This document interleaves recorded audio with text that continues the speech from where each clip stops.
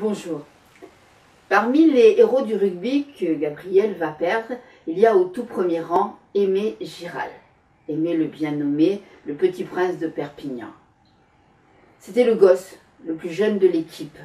Il passe le bac après la finale qui a permis à l'ASP de devenir champion de France. Et c'est lui d'ailleurs qui a transformé l'essai, qui a permis donc à l'ASP de remporter le bouclier de Brennus.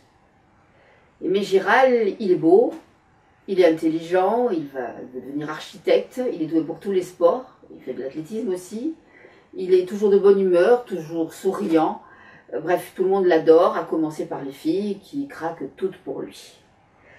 Et il aurait sans doute eu un avenir radieux si la guerre n'était pas survenue sur ses entrefaites. Il est mobilisé en novembre 1914, il est aspirant officier au 80e régiment d'infanterie, baptême du feu donc après ses classes au printemps. Nous avons sa dernière photo dans les tranchées quelques jours à peine avant qu'il soit touché mortellement d'un éclat d'obus qui lui a transpercé le poumon. C'est en juillet 1915, quelques jours seulement avant de fêter son 20e anniversaire. Ce gamin, Aimé Giral donc, a laissé un souvenir lumineux dans toutes les mémoires, si bien qu'on a donné son nom au stade de Perpignan, où joue l'USAP encore actuellement. Personne ne l'a oublié. Et bien entendu, vous imaginez bien que Gabriel va avoir un gros faible pour lui. Mais pour l'instant, elle découvre le rugby. Gilles, Cap de Marat, arrête de faire la tête. Ça a été une belle partie, non?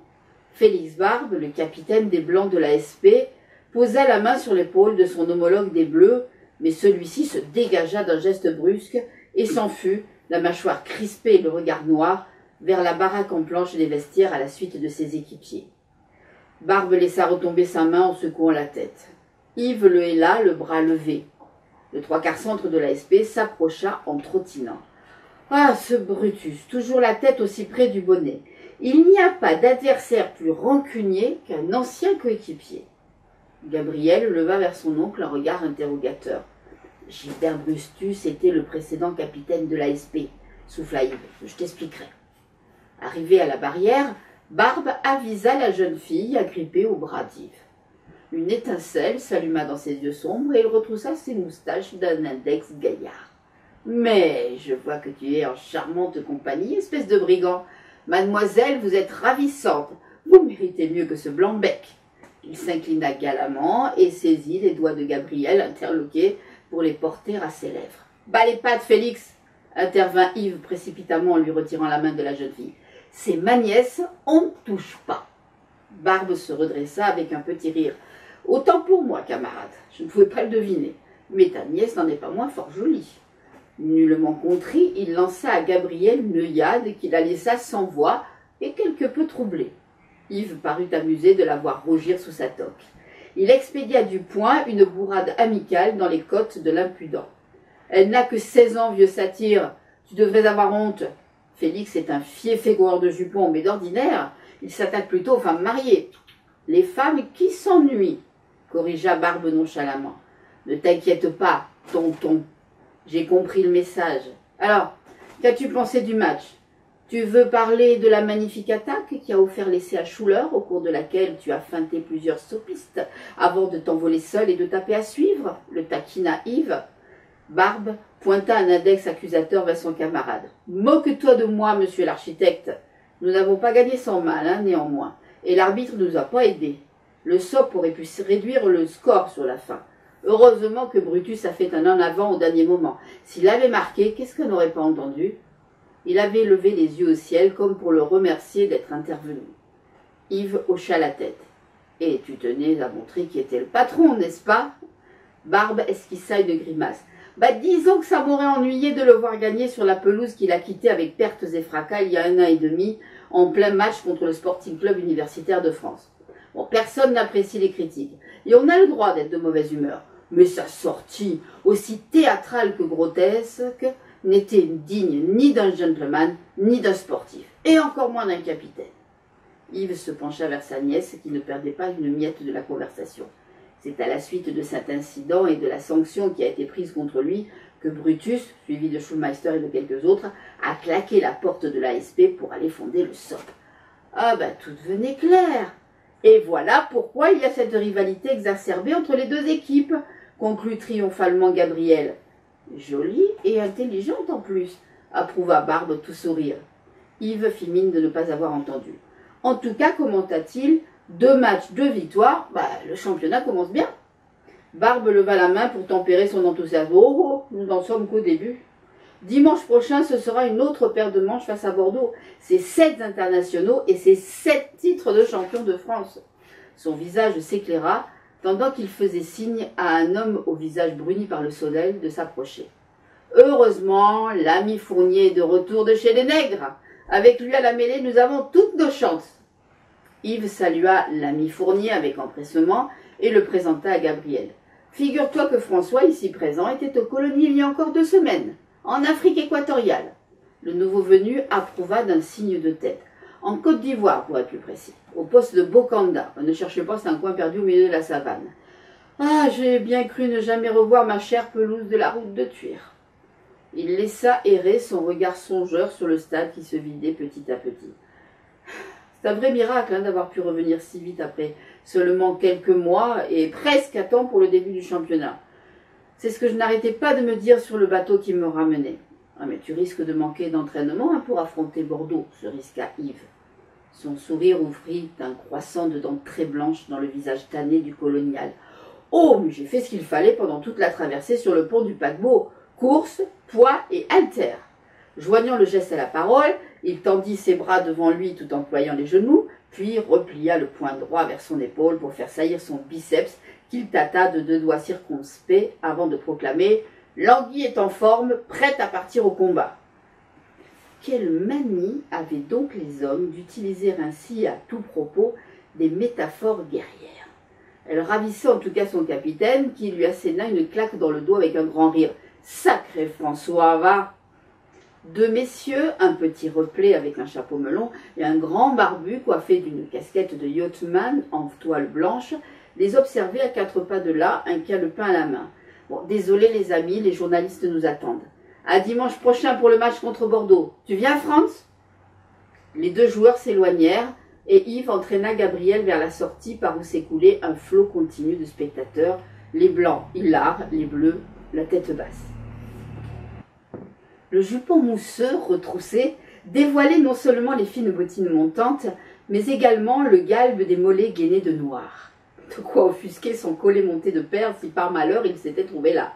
Mais à cet instant, la bienséance était le dernier des soucis de Gabriel, qui gloussait de plaisir, cramponné aux chaînes de la balançoire, tout en essayant d'empêcher sa toque de s'envoler. « Tu aurais mieux fait de me la confier !» cria Yves, tandis qu'elle passait devant lui. Pour toute réponse, son intrépide nièce donna un coup de rein pour monter encore plus haut, ses chaussures pointant vers les nuages frangés d'orange du crépuscule. Et ce qui devait arriver arriva. La toque bordée de fourrure lui échappa et partit en vol plané, droit vers la tente bigarrée de la femme Hercule plantée sur le platane la plus proche. 1,82 m pour 220 kilos, 56 cm de tour de bras, 1,25 m de tour de cuisse, proclamait le minuscule bonimenteur en casquette dans son porte-voix. 3 foulées d'élan et Yves bondit. Du bout des doigts, il réussit à intercepter le couvre-chef de sa nièce. Belle détente, apprécia un gamin en costume marin, un sac de berlingot serré contre son cœur. Yves surprit le regard admiratif d'une nourrice en bonnet plissé et pèlerine courte, au bras d'un sémillant piou-piou en uniforme garance et bleu. Quand Gabriel repassa devant lui, il agita la toque au-dessus de sa tête. « Je te l'avais dit !» l'admonesta-t-il en s'efforçant de prendre un air sévère, alors qu'il avait plutôt envie de rire. « Il faut bien que tes talents de rugbyman te servent à quelque chose !» répliqua-t-elle en se dévissant la tête pour qu'il puisse entendre ses derniers mots. La diablesse. Mais pourquoi avait-il cédé à son caprice? Sans doute parce qu'il ne savait pas lui dire non. Descendant de l'omnibus automobile place Arago à 2 pas de chez les Boés, Yves s'était interrogé à haute voix sur le prétexte qu'il allait invoquer pour justifier leur retard auprès de son beau-frère. La revue était terminée depuis au moins 1 heure au théâtre municipal. La dernière fois, Yves avait invoqué une limonade offerte à sa nièce à la terrasse du café de la Loge. S'il ressortait la même excuse, Léon finirait par lui reprocher de dévoyer sa fille. C'est alors qu'en traversant la rue jusqu'au kiosque à journaux, à côté du grand café Le Palmarium, élégante libellule aux ailes de verre et d'acier posée sur le pont qui enjambait la Basse, ils avaient vu venir à eux 2 enfants, un garçon morveux et une fille aux cheveux filasses. Ils avaient les joues rouges d'excitation et les mains encore poisseuses du sucre des beignets qui maculaient aussi leur bouche. Leur mère, en petit chapeau à ruban de gros grains, s'efforçait sans grand succès de leur nettoyer le visage avec un grand mouchoir à carreaux. Les gosses sautillaient sur le trottoir en se chamaillant pour arracher le plume à la dinde qui battait des ailes pour essayer d'échapper à la poigne de leur père. Mais celui-ci, le cou massif étranglé par son col dur, la tenait solidement par les pattes. Le regard de Gabriel avait remonté le quai devant la préfecture jusqu'à la silhouette massive en briques rouges du Castillet, gardien de la porte Notre-Dame, et de là vers les hautes frondaisons mordorées des platanes de la promenade. Des lampions se balançaient aux branches, un nuage de vapeur grasse et des flonflons étouffés s'en échappaient par bouffées. « La foire de la Saint-Martin! Et si on y allait y faire un tour ?»« Voyons, Gabriel, avait-il protesté, il est déjà tard. » Elle ne l'avait pas laissé finir. « Justement, tu cherchais une explication plausible pour notre retard. La voilà !» En rentrant du théâtre, nous nous sommes arrêtés à la fête foraine. Yves savait qu'il aurait dû dire non. La nuit commençait à tomber, sa sœur allait être furieuse. Mais une fois de plus, il avait cédé. Il n'avait jamais pu résister à ces yeux d'un bleu profond si rare, pétillant d'intelligence et de malice, ce visage frémissant, avide de découvrir la vie. Quand Gabrielle était petite, elle ressemblait à ces poupées avec des anglaises et des nœuds roses qu'on offrait aux fillettes pour leur anniversaire ou à la Noël. Ses cheveux devenus bruns lui donnaient intensité et profondeur. Ses joues gardaient encore quelque chose des rondeurs de l'enfance, mais elles promettaient d'être une vraie beauté. La réaction de Félix, en vrai connaisseur, était révélatrice. Il allait falloir être vigilant. Au lieu de traverser la Basse, qui coulait paisiblement entre la vieille ville et les nouveaux quartiers construits après la démolition des remparts, ils avaient donc remonté le quai Carnot, étaient passés devant la préfecture, l'hôtel de France, le Castillet et le bâtiment aux teintes claires avec un globe sur le toit de la toute nouvelle salle de cinématographe de M. Font, pour rejoindre la promenade des Platanes, lieu de détente préféré des Perpignanais depuis plus d'un siècle, où les baraques, les loteries, les attractions et les manèges avaient élu domicile pour quelques jours. Depuis le Moyen-Âge, la semaine du 11 novembre était celle de la grande foire annuelle. On venait aux foirailles vendre et acheter le bétail, les mulets, les chevaux, les barriques de vin de Rivesaltes, du Fenouillette, des Aspres, de Collioure et de Banyuls s'entassaient au faubourg Notre-Dame. Les camelots proposaient leurs bric-à-brac, bibelots, articles de bazar, mais aussi outils, instruments aratoires, plans américains de vigne, eau et oignons sur l'avenue de la Pépinière le long de la tête. Une affiche rose, clouée à un marronnier de la contre-allée, proclamait en majuscule qu'un certain Plat, Charron avenue de Prades, présentait un chariot à coulisses et à bascule, aussi ingénieux que pratique. Tous les automnes, la ville entrait en effervescence pendant 10 jours. Les 2 dimanches concernés, la Compagnie du Midi affrétait des trains supplémentaires au départ de Cerbère, Arles-sur-Tech, Villefranche de Conflans, Saint-Paul-de-Fenouillet et le Barcarès, pour permettre aux gens des villages de la plaine et des vallées de profiter de la fête. Ils restaient la journée et repartaient parfois fort tard, puisque le dernier train était affiché à 1h30 du matin.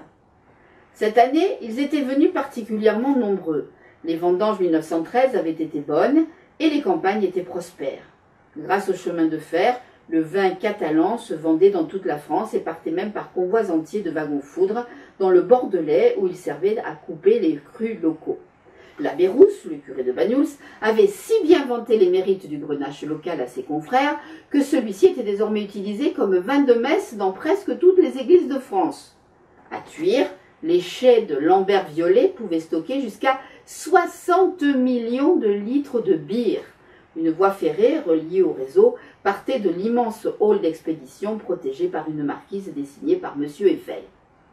La vigne était la principale culture du département et sa bonne santé rejaillissait sur toute l'économie, sur l'activité des artisans, des commerçants, sur les revenus de la bourgeoisie aussi. Pas un notable qui ne possédât au moins une parcelle, pour ne pas dire un domaine viticole. Les Respaux exploitaient quelques hectares dans les environs de Poyestre. Léon Boé avait profité du règlement d'une succession houleuse pour acheter à bas prix un coteau près de Pézilla-la-Rivière. L'avenir souriait, chacun se réjouissait, même si l'on ignorait de quoi demain serait fait. En cette toute fin d'après-midi, les visiteurs de la campagne refluaient vers la gare pour repartir chez eux, et les Perpignanais en profitaient pour reprendre possession de leur promenade. Les lumières électriques de M. Bartissol prenaient le relais de la lumière du jour déclinante. Il y avait foule dans les allées. Les rugissements des fauves en cage couvraient par moments la complainte nostalgique de l'orgue de barbarie qui accompagnait les cabrioles facétieuses d'un petit singe en veste rouge à brandebourg doré. Gabriel glissa une pièce dans le gobelet de fer blanc que l'animal avait tendu à la ronde après son numéro. Pour la remercier, le singe exécuta un saut périlleux arrière qu'elle applaudit avec une joie enfantine. Ah, on était loin de l'élégante demoiselle sur laquelle les hommes commençaient à se retourner.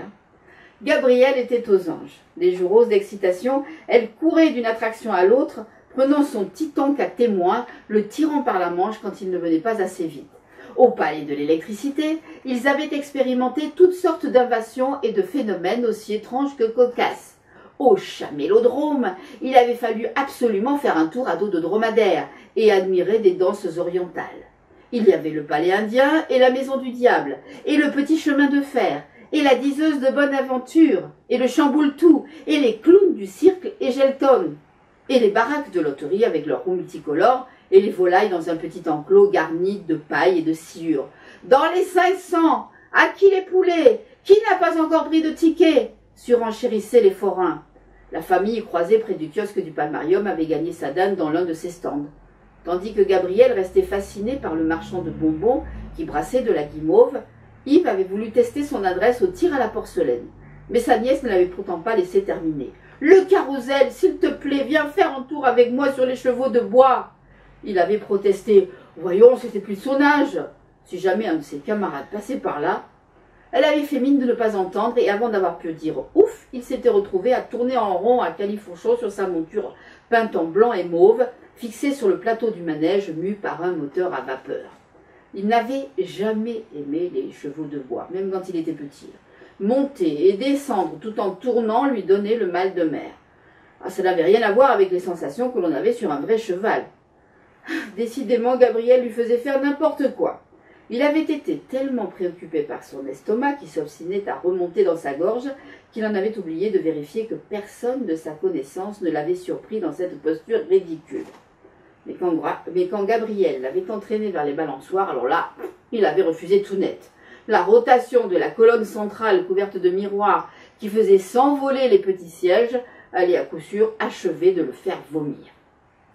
Yves vit avec soulagement Gabriel remettre pied à terre et fut secrètement satisfait de la voir chanceler un peu en descendant du manège. « Ouh, je crois que j'ai la tête qui tourne !» s'amusa-t-elle en tendant la main pour récupérer sa toque.